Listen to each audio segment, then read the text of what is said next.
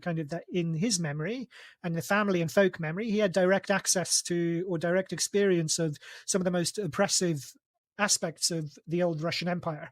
And thus you have this extraordinary, he takes us right through to the Potsdam Conference at the end of the Second World War, the Yalta and Tehran conferences where Stalin is carving up the world with Churchill and Roosevelt. And he, makes a point of this extraordinary aspect of it.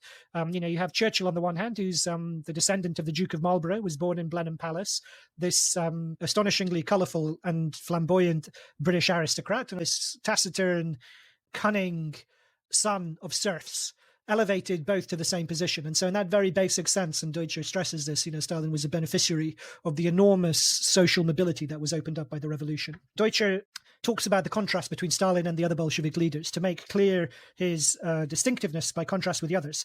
A man of Lenin's genius might have become a great national leader in any time. Trotsky was a man of letters of the highest repute. A Kamenev, a Lunacharsky, or a Bukharin could have risen to high standing in the academic world.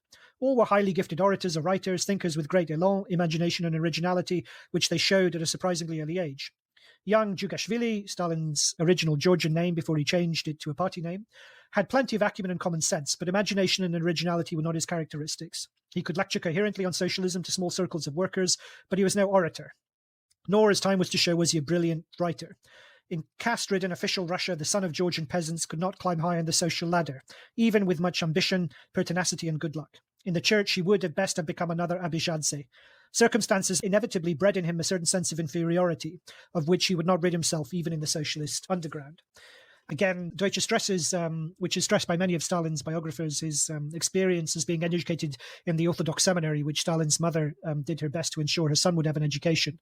And what Deutscher takes from it is that it impacted his thought throughout his life, because he says right to the end, you can see the impact of a certain strain of apocalyptic thinking and Manichaean thinking that comes from being drilled in the Bible, and that you can see the way in which he constructs certain kind of political scenarios right late into his life, that it's kind of a mix of the Communist Manifesto along with catechism, taken from the Orthodox seminary. Just a question on this, because I guess one thing which is often comes through in kind of histories or portrayals in that time is that the beneficiaries of the French Revolution who became Napoleon's army, they were very, very committed. They saw their merit being recognised, and it took them places socially they could not otherwise have gone. So it made them very ardent supporters of the French Revolutionary tradition. I mean, is this something that Deutscher kind of observes in Stalin? Because I think the kind of maybe the popular picture is that he was too cynical. Like maybe he believed in the revolution, but probably he didn't. He just kind of wanted to get somewhere.